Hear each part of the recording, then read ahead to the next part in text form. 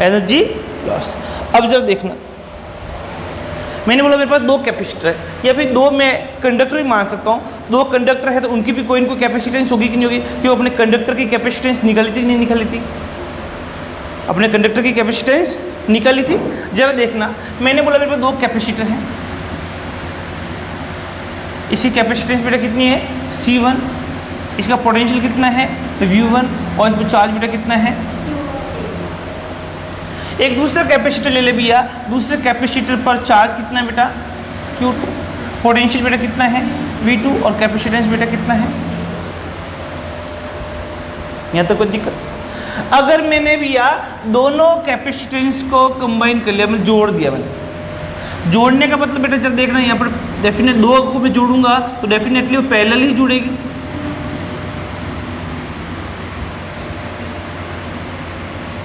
कि सीरीज में जोड़ने के बाद तो सर्किट ओपन हो जाएगा। अगर जोड़ना मतलब सर्किट क्या होना चाहिए, क्लोज होना चाहिए। क्लोज होगा तो बेटा क्या होगा, ये इस कैपेसिटेंस से बेटा कितना C1 और ये बेटा कितना है। अब जरा देखना भैया, इस पर चार्ज बना कि Q1 डैश हो जाएगा, इस पर कितना हो जाएगा बेटा पास Q2। अच्छा मैं आप बोलोगे सर चार्ज Q1 और Q2 था, आपने Q1 डैश और Q2 डैश क्यों ले लिया। अरे एक बात बताओ, सीधी सी बात है, मैं हूँ और आप हो, ठीक है। मेरे पास 10 लाख रुपीज़ है, आपके पास भी क्या है, आपके पास 20 लाख हो। अपन दोनों को बिजनेस स्टार्ट करना, तो अपनी दोस्त इतनी गहरी है कि भी अपन बिजनेस करेंगे, वो मिलजुल के करेंगे। ऐसा कोई ज़रूरी नहीं है, अपने दिमाग में ऐसी कोई भावना भी नहीं लानी है कि मेरे पास पैसे ज़्यादा है, मेरे पास पैसे क्या है भैया कम। बहुत नज़दीकी अगर कोई मित्र है या परिवार के कोई आदमी है तो क्या करेंगे भैया, वो दोनों पैसों को इकट्ठा करेंगे। क्या करेंगे, इकट्ठा करेंगे। अगर इकट्ठा करने के बाद उसमें फीलिंग्स क्या है कि हम बराबर के भागीदार हैं। एक ने पैसे ज़्यादा डाला, दूसरे पैसे बेटा क्या डाला, कम डाला। अब लेकिन में फीलिंग्स क्या बेटा कि दोनों के भागीदार क्या है, 50-50 के दोनों के भागीदार हैं। तो एक तरह से ये देखें अपन, एक से 50-50 हुआ, मतलब एक के 10 लाख था, 20 लाख था। इसका मतलब एक के पास कितना आ गया भैया, कुछ ना कुछ पैसा तो गए होगा, दूसरे वाले गए, फायदे तो हुए होगा ना, था तो 10 लाख, लेकिन 50 का भागीदार बन रहा है, आगे ना। सेकेंड थिंग है, दोनों के भागीदार 50-50% है। इसका मतलब डेफिनेटली जहां मैं पोटेंशियल की बात करूंगा, यहाँ पर दोनों कैपेसिटर C1 और C2 थे, दोनों को बेटा कंबाइन कर लिया तो एक से चार्ज दूसरे कैपेसिटर पे जाएगा कि नहीं जाएगा, जाएगा। तो बेटा Q1 से तो Q1 डैश हो गया, और Q2 से बेटा क्या हो गया, डैश हो गया। लेकिन दोनों का पोटेंशियल क्या होगा बेटा, सेम। पोटेंशियल क्या होगा, मतलब भागीदार बराबर है, मतलब बोला 50-50 पार्टनरशिप है, सेम टू सेम बेटा। यहाँ पर क्या होगा, पोटेंशियल दोनों का बेटा क्या है, सेम। और चार्ज का ट्रांसफर जब तक होता है जब तक दोनों का पोटेंशियल सेम ना हो जाए। ये कंडक्टर की प्रॉपर्टी भी होती है। If two conductor having different charges and if they are connected with each other then charge transfer will take place till potential becomes same। दोनों चार्ज पर कैपेसिटर चार्ज अलग अलग है। अगर दोनों को अपन जोड़ देते हैं बेटा, दोनों कैपेसिटर को या दो कंडक्टर को, तो चार्ज का ट्रांसफर जब तक सेम, जब तक पोटेंशियल सेम नहीं हो जाता है तब तक बेटा वहाँ चार्ज का ट्रांसफर होता है। यहाँ तक कोई दिक्कत, श्योर। अब जरा देखिए, पोटेंशियल बेटा कितना हो जाएगा इसका V, और इसका भी पोटेंशियल क्या हो जाएगा बेटा के पास। अब देखो, बिफोर कनेक्टेड Q1 बेटा कितना है C1 और V1, और दूसरा कैपेसिटर बेटा कितना है Q2 इक्वल टू बेटा C2। यहां तक कोई दिक्कत। अब जरा देखना, इस पर एनर्जी बेटा कितनी हो जाएगी आपके पास, U1 equal to 1/2 C1 V1 का स्क्वायर। मैंने आपको एनर्जी बताई नहीं है, लेकिन आपको मैं बता देता हूँ, ये एनर्जी का फॉर्मूला है। किसका फॉर्मूला बेटा, एनर्जी का। U1 की वैल्यू बेटा कितना होगा, हाफ C1 V1 का स्क्वायर। अच्छा दूसरे कैपेसिटर पे बेटा एनर्जी कितनी थी, U2 equal to half C2 V2 का स्क्वायर। हाँ क्या ना, तो टोटल एनर्जी बिफोर कनेक्टेड कितनी बेटा, U इनिशियल, इनिशियल मतलब कनेक्शंस दोनों को जोड़ने से पहले, वो कितनी हो जाएगी आपको बेटा U1 plus U2, so U initial is what? This is half C1 V1 का square plus half C2 V2 का square. This is equation number. यहाँ तक कोई दिक्कत? When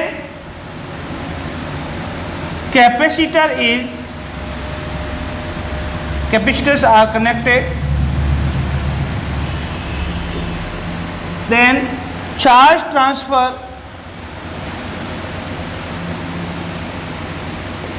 take place till potential becomes, charge का ट्रांसफर जब तक होता है तब तक इनका पोटेंशियल क्या हो जाए भैया? सेम. अब जरा देखें कॉमन पोटेंशियल. कॉमन पोटेंशियल का मतलब बेटा क्या है? कॉमन पोटेंशियल का यहाँ से बेटा मीन्स क्या है कि जब दोनों का पोटेंशियल सेम हो जाता है तो दोनों का पोटेंशियल क्या होगा? सेम होगा कि नहीं होगा? तो उसको अपन बोलते हैं बेटा कॉमन पोटेंशियल. क्या बोलते हैं? Common potential. अब जब देखो बेटा Q इज इक्वल टू होता है CV होता है. क्या होता है? CV. Q is equal to CV. तो बेटा V बराबर क्या होगा बेटा? Q total upon C total. Q total upon C total. अरे एक बात बताओ भैया, Q टोटल कितना था? Charge is conserved quantity. Charge बेटा क्या है? कंजर्व्ड क्वांटिटी है. कंजर्व्ड क्वांटिटी का मतलब है जितना चार्ज पहले था, चार्ज तो बाद में भी क्या होना चाहिए? उतना ही होना चाहिए. कि चार्ज को ना तो प्रोड्यूस किया जा सकता है, ना चार्ज को क्या किया जा सकता है बेटा? डिस्ट्रॉय किया जा सकता है. तो पहले चार्ज बेटा कितना था? एक में Q1 था, दूसरे में बेटा कितना था? Q2 था. तो भैया एक बात तो V इक्वल बेटा कितना हो जाएगा? Q1 प्लस, और बेटा दोनों कैपेसिटेंस कितनी हो जाएगी? C1 plus. यस और नॉट? एक तो ये भी फॉर्मूला बेटा आपके पास, डायरेक्ट इससे भी कर सकते हो. अब जरा देखना बेटा Q1 और Q2 की वैल्यू कितनी है? Q1 की वैल्यू तो बेटा C1 V1 है और Q2 की वैल्यू बेटा क्या? C2. अगर आपको कैपेसिटेंस और पोटेंशियल के टर्म्स में दिया हुआ जाए तो भी आप कैसे करेंगे? तो V इक्वल टू बेटा हो जाएगा क्या? C1 V1 plus C2 V2 upon C1 plus. This is the formula of common potential. बेटा CBSE पे इस पे क्वेश्चन अच्छे खासे क्वेश्चन आए हुए हैं. आ गए ना? ये this is that potential which will B common between C1 and C2 after connected. जब दोनों को बेटा कनेक्ट कर देंगे तो उसके बाद पोटेंशियल दोनों का बेटा क्या होता है? सेम होता है. ये वही पोटेंशियल है जो दोनों पर होगा. यस और नॉट? वापस से देखना बेटा, मैंने बोला पहले पे चार्ज Q1 था, अपन जानते Q इक्वल टू CV, तो Q1 बराबर C1 V1, और दूसरे में बेटा आपके पास पोटेंशियल कितना था? V2 था, और चार्ज कितना था बेटा के पास? Q2 था. कैपेसिटेंस कितनी थी? C2 थी. तो बेटा Q2 बराबर कितना जाएगा? C2 V2. इसका मतलब अब देखिएगा पहले पे एनर्जी है हाफ C1 V1 का स्क्वायर, दूसरे पे एनर्जी बेटा कितना? हाफ C2 V2 का स्क्वायर. तो कनेक्शन से पहले बेटा पोटेंशियल क्या हो जाएगी? दोनों का मैं ऐड कर दूंगा. अब जरा देखिएगा मैंने दोनों को कनेक्ट कर दिया तो बेटा चार्ज ट्रांसफर हो रहा है एक कैपेसिटर दूसरे कैपेसिटर पे. और कब तक हो रहा है? जब तक दोनों का पोटेंशियल क्या हो जाए? अरे भैया सेम टोटल, तो टोटल पोटेंशियल की वैल्यू क्या होगी? Q total upon C total. अरे Q टोटल पहले पे चार्ज कितना था? Q1, बाद दूसरे पे कितना था? Q2. तो चार्ज तो जितना पहले था उतना क्या होगा बेटा? बाद में भी होगा. तो बेटा Q1 plus Q2 upon C1 plus C2. Q1 is equal to what? C1 V1 और Q2 की वैल्यू बेटा क्या? C2. एक बात ध्यान रखना भी आपके पास, चार्ज एक कंजर्व्ड क्वांटिटी है. चार्ज इज ए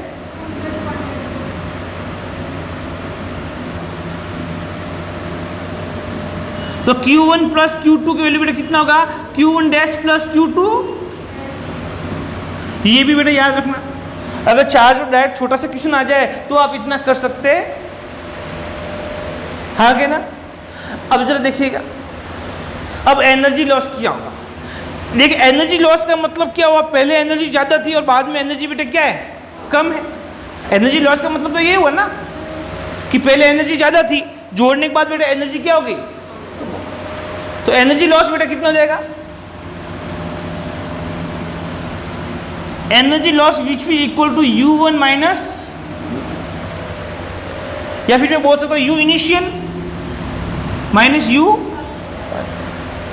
अरे यू इनिशियल तो अपन निकाल चुके बेटा, तो यू फाइनल कितना होगा जरा देखना। यू इनिशियल की बात तो मैंने अभी थोड़ी देर पहले बताई थी, एक 1/2 C1 V1 का स्क्वायर प्लस 1/2 C2 V2 का स्क्वायर। तो यू फाइनल बेटा कितना हो जाएगा जरा देखना, 1/2 C टोटल और V का स्क्वायर। V यहाँ पर बेटा कौन सा है, कॉमन पोटेंशियल है। क्यों, क्यों बेटा इस दोनों का टोटल कैपेसिटेंस कितना हो जाएगा, मैं C टोटल बोल दिया, विच will B C1 plus C2। और टोटल पोटेंशियल बेटा कितना है, सेम पोटेंशियल V है, तो बेटा कितना होगा V का स्क्वायर, कि दोनों का पोटेंशियल बेटा कॉमन है, that is equal to V। अब जरा देखना तो इसका कितना हो जाएगा बेटा 1/2 C1 प्लस C2, और यहाँ पर बेटा V का स्क्वायर, V की वैल्यू बेटा कितनी हो जाएगी C1 V1 plus C2 V2 upon C1 plus, क्यों बेटा मैंने V की वैल्यू रख दी यहाँ से, इसका स्क्वायर है, आ गया ना। अब जरा देखिएगा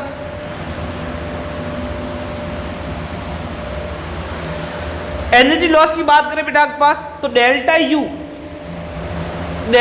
इक्वल बेटा कितना हो जाएगा c initial u initial minus u final. तो डेल्टा यू इक्वल टू बेटा यू इनिशियल कितना है 1/2 C1 V1 का स्क्वायर प्लस 1/2 C2 V2 का square minus 1/2 C1 plus C2 C1 V1 plus C2 V2 upon C1 plus 2 का। यहाँ तक कोई दिक्कत? अब जरा देखना, अब इसको भी अपन ओपन करेंगे तो कितना हो जाएगा जरा देखिएगा, delta U equal to 1/2 C1 V1 का स्क्वायर प्लस 1/2 C2 V2 का स्क्वायर। अब एक बात बताओ, minus 1/2 C1 plus C1 V1 plus C2 V2 का whole square upon C1 plus C2 का होल स्क्वायर। अब जरा देखो बेटा, नीचे स्क्वायर है, ऊपर बेटा क्या C1 C2। अब बेटा अपन इसको ऊपर वाले को ओपन करेंगे बेटा कितना हो जाएगा जरा देखना, delta U equal to 1/2 C1 V1 का स्क्वायर प्लस 1/2 C2 V2 का माइनस 1/। अब जरा देखिए ऊपर को भी ओपन कर दें, एक बार ओपन करते बेटा कितना हो जाएगा C1 का स्क्वायर V1 का square A square A plus B का होल स्क्वायर, क्या A square plus B square plus 2AB आ गए ना। तो C1 V1 का स्क्वायर प्लस C2 का स्क्वायर V2 का square plus 2 C1 C2 V1, नीचे बेटा कितना है C1 प्लस, कोई प्रॉब्लम? अब जरा देखिएगा अपन पूरे में से बेटा C1 C2 2 C1 C2 अपने एलसीएम ले सकते नहीं ले सकते। अब जरा देखिए बेटा कितना होगा, delta you equal to LCM ले ले बेटा 1/2, या फिर इसको पूरा एलसीएम ले ले एक बार, आएगा नहीं नीचे पूरा, 2 C1 C2 2 C1 C2। अब जरा देखना 2 तो बेटा है, इसके नीचे भी है, इसके नीचे भी है, अब C1 C2 नहीं है तो बेटा कितना होगा C1 V1 का स्क्वायर C1 प्लस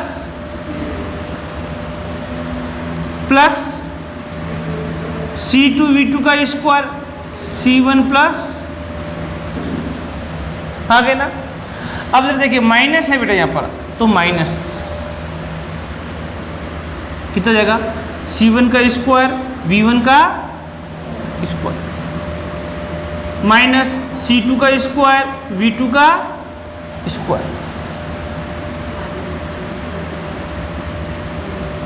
माइनस कितना हो जाएगा बेटा 2 C1 C2 V1।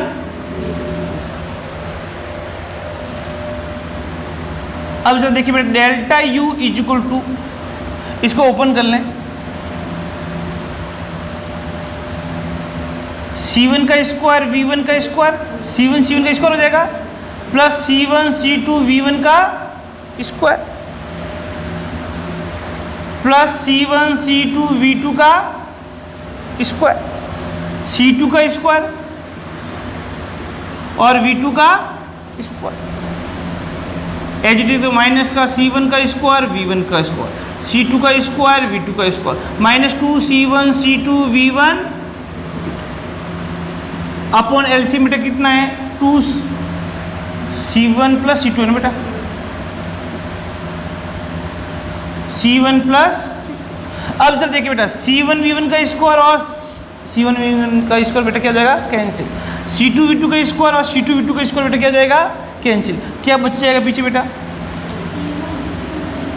C1 C2 V1 का square plus C1 C2 V2 का square minus 2 C1 C2 V1 V2, नीचे बेटा कितना है 2 C1 प्लस, तो डेल्टा U इक्वल बेटा कितना हो जाएगा C1 C2 कॉमन ले लें, C1 C2 upon 2 C1 plus C2, अंदर क्या बच जाएगा बेटा V1 का स्क्वायर प्लस V2 का square minus 2 V1।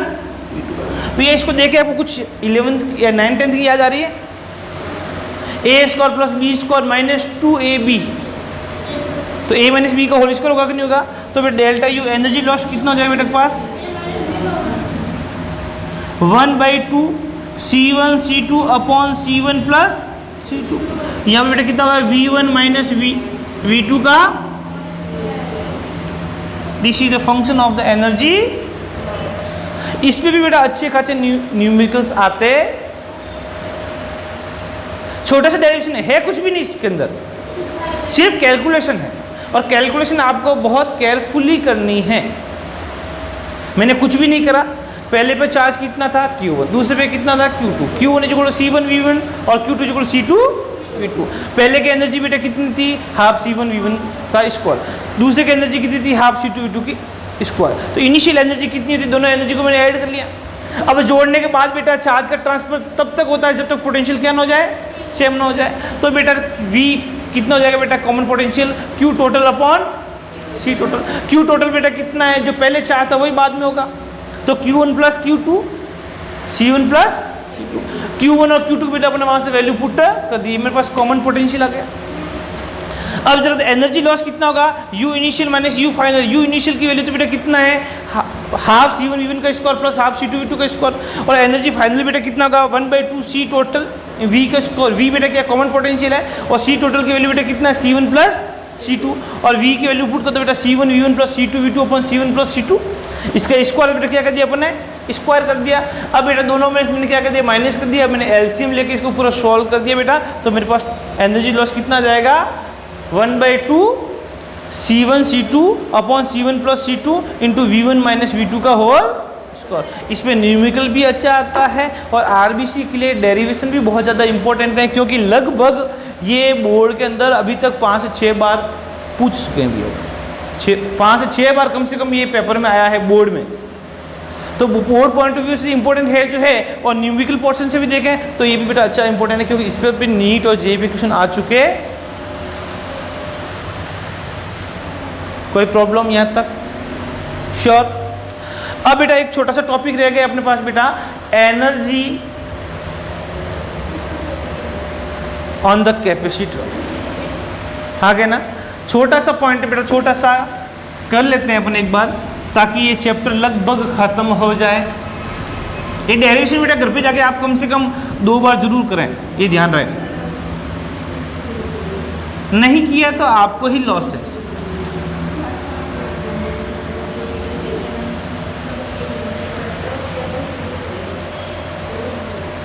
Okay sure. अब जब देखें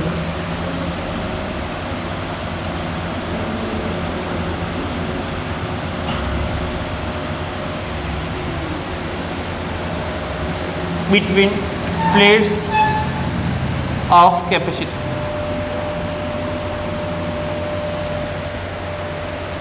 देखिए भैया मैंने initially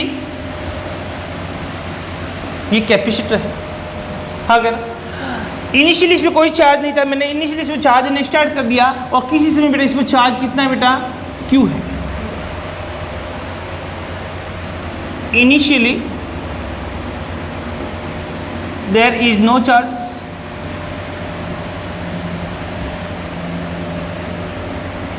and after time t, let assume given charge is q। Charge बेटा कितना है q। Capacitance of capacitor is c। मैंने बोला बेटा कैपेसिटेंस ऑफ कैपेसिटर बेटा कितना है c। इसका मतलब बेटा क्या हो गया जरा देखना, इसी कैपेसिटेंस c है तो q इक्वल बेटा कितना हो जाएगा c। तो उसमें पोटेंशियल बेटा कितना होगा v होगा। तो अपन बोल सकते हैं v इक्वल बेटा कितना हो जाएगा आपके पास बेटा q अपॉन,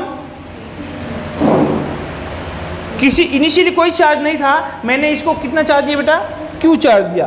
अब कैपेसिटेंस तो बेटा इसकी मैन्युफैक्चरिंग रेटिंग है, जब इसको बनाया गया तब उसकी कैपेसिटेंस कितनी थी c थी, तो q चार्ज दिया तो उसमें पोटेंशियल क्या होगा बेटा के पास v बराबर q अपॉन c। जैसे जैसे बेटा चार्ज की वैल्यू बढ़ाएंगे तो पोटेंशियल की वैल्यू बढ़ेगी कि नहीं बढ़ेगी। अब एक बात बताओ, एक कोई बस्ती थी, वहां पर इनिशियली 4-5 परिवार रह रहे थे, उनका एक तरफा राज था। अब वहां पर कोई दूसरे लोग और वहां आने रहने लगेंगे तो पहले वाले उसका अपोज करेंगे नहीं करेंगे, बोले भैया नहीं तुम यहाँ मत आओ, क्यों उनको पता है वो यहाँ आ जाएंगे तो हमारी जमीन हड़पेंगे। Similar to here, if initially at time t charge is q on the plate of capacitor, now if I give further charge then existing charge will oppose, जो पहले से चार्ज है वो उसका अपोज करेगा, और अपोज करेगा भैया तो मेरे को फोर्स लगेगा, और फोर्स के अगेंस्ट में अगर वर्क करूंगा तो that work done will be consumed in the form of potential energy. अगर मैं फोर्स के अगेंस्ट वर्क करूंगा तो जो वर्क करूंगा वो पोटेंशियल एनर्जी के टर्म में वहां पर स्टोर होगी कि नहीं होगी, और पोटेंशियल एनर्जी कौन सी होगी बेटा आपके पास, इलेक्ट्रोस्टैटिक पोटेंशियल एनर्जी होगी। कौन सी होगी, कोई दिक्कत। अब जरा देखो, if further charge dq is given, then work done against electrostatic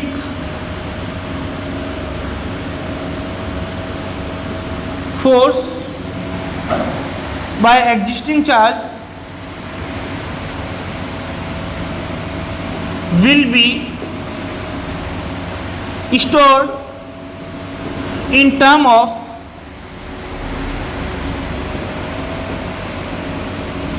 potential energy. किसके टर्म में होगा बेटा, पोटेंशियल एनर्जी के टर्म में। अब जरा देखना, तो इसका मतलब आपको डी यू बराबर बेटा कितना होगा डी, अरे एक बात तो भैया डब्ल्यू इक्वल बेटा क्या होता है, क्यू इंटू वी होता है कि नहीं होता है, डब्ल्यू इक्वल क्या होता है क्यू इंटू। अब एक बात बताओ मेरे को भैया, यहाँ पर स्मॉल डी क्यू चार्ज दे रहा हूं मैं, कितना दे रहा हूं बेटा के पास, further charge d q is given, d q is small value. अब स्मॉल वैल्यू से मैं डी क्यू चार्ज दूंगा तो डेफिनेटली वर्क डन में मुझे स्मॉल करना पड़ेगा, तो पोटेंशियल एनर्जी बेटा क्या होगी, स्मॉल होगी। तो जरा देखना डी यू बराबर कितना हो जाएगा आपके पास, जरा देखना D Q into V, D Q into V. अरे बेटा v की वैल्यू कितना है, q अपॉन सी, तो बेटा डी यू बराबर कितना हो जाएगा आपको, v की वैल्यू पुट कर दो बेटा क्या होगा, q upon C into, it is small work done which will be consumed in the term of potential energy if I transfer 0 to capital Q charge. ये तो मैंने किसी टर्म Q की, किसी टाइम Q चार्ज था तब की बात कर रहा हूँ। अब मैं बोल रहा हूँ बेटा टोटल चार्ज में 0 से कैपिटल Q तक दूंगा तो मुझे टोटल वर्क डन कितना करना पड़ेगा। आपको पता है जब स्मॉल वैल्यू से बड़ी वैल्यू निकालनी होती है तो अपन क्या करते हैं, इंटीग्रेशन करते हैं। क्या करते हैं बेटा, इंटीग्रेशन करते हैं। अब जब देखिए now if 0 to Q charge is given then total electrostatic potential energy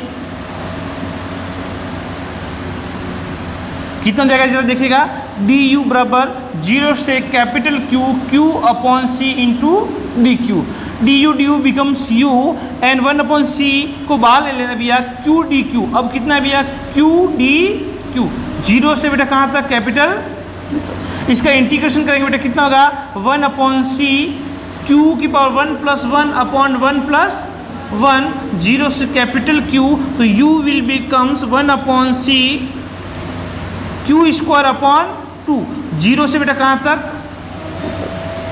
ये स्मॉल क्यू, तो u इक्वल बेटा कितना हो जाएगा, 1 by C capital Q square upon 2, पहले अपर वैल्यू रखेंगे बेटा और माइनस करके लोअर वैल्यू रखेंगे 0 का स्क्वायर बाई, तो एनर्जी बिकम्स बेटा how much, u equal to 1 by 2 Q square upon C. Energy कितनी आ रही बेटा के पास, देखो ये तो बेटा क्या हो जाएगा 0, तो क्यू स्क्वायर अपॉन 2 रहेगा बेटा रिमेनिंग, तो आपके इसको बाहर ले लो बेटा, कितना को 1 बाई 2 क्यू स्क्वायर अपॉन सी हो जाएगा, नहीं हो जाएगा, हाँ क्या ना। अच्छा एक बात बताओ, क्यू इक्वल टू बेटा क्या है, सी वी है, वैल्यू पुट कर दो बेटा, u बराबर कितना होगा 1 by 2 c square v square upon c, c से स्क्वायर कैंसिल, u बराबर कितना होगा बेटा 1 बाई 2 सी वी का स्क्वायर। अभी रिसेंटली अपन ने ये फॉर्मूला यूज किया था।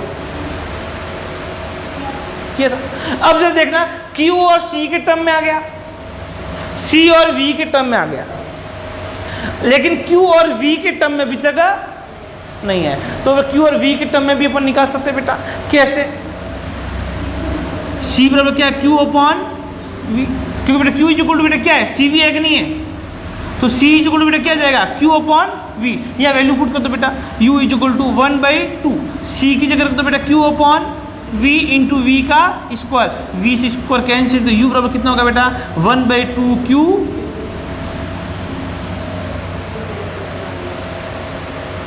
हाँ क्या ना। तो बेटा अपने पास एनर्जी कितने फॉर्म में आ गए बेटा, 1 by 2 Q square upon C, U equal to 1 by 2 C V square, और यू इक्वल बेटा 1 बाई 2 क्यू।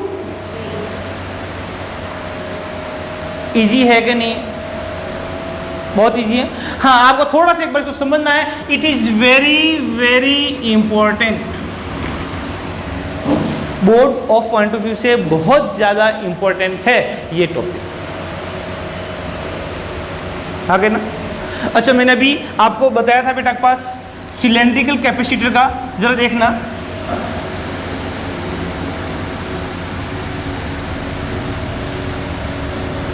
इसकी लेंथ बेटा कितनी है, L है, अंदर वाली radius inner cylindrical radius A है, और आउटर की बेटा कितना है, A है, दूसरी कितनी बेटा B, तो इसकी C के लिए होगी बेटा के पास 2 pi epsilon naught L upon log B upon log A, ये फॉर्मूला बेटा याद रखें।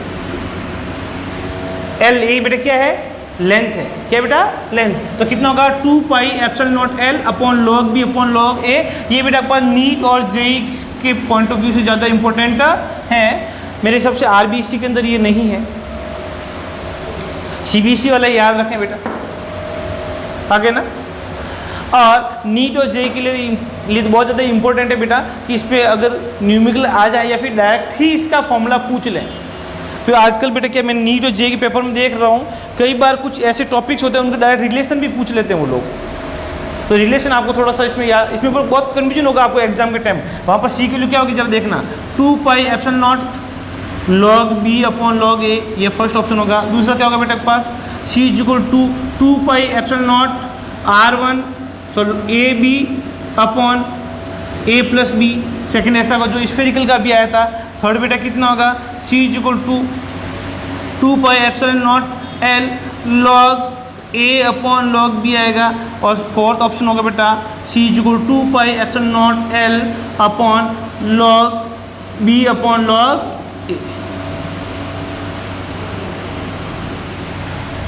अब जब देखना बेटा नीचे जो लॉग में है ना, वो bigger one radius to the small one radius का बेटा क्या है, रेशियो हैं, तो ये आपको थोड़ा ध्यान रखना है, आपको ये कन्फ्यूजन में नहीं जाना है, आगे ना। ये थोड़ा सा आप इसको भी थोड़ा सा इम्पोर्टेंट है, इसको भी थोड़ा सा आप याद, ओके। ये आपका कैपेसिटर का लगभग पार्ट स्टार्ट हो जाता है। अच्छा, इस पे अच्छे कुछ मिसलेनियस टॉपिक्स होंगे जो आपका जेई और नीट के पॉइंट ऑफ व्यू से ज़्यादा इंपॉर्टेंट है, वो मैं आपको बताऊंगा। और इसमें न्यूमेरिकल्स भी हैं, अपन वो नेक्स्ट क्लास के अंदर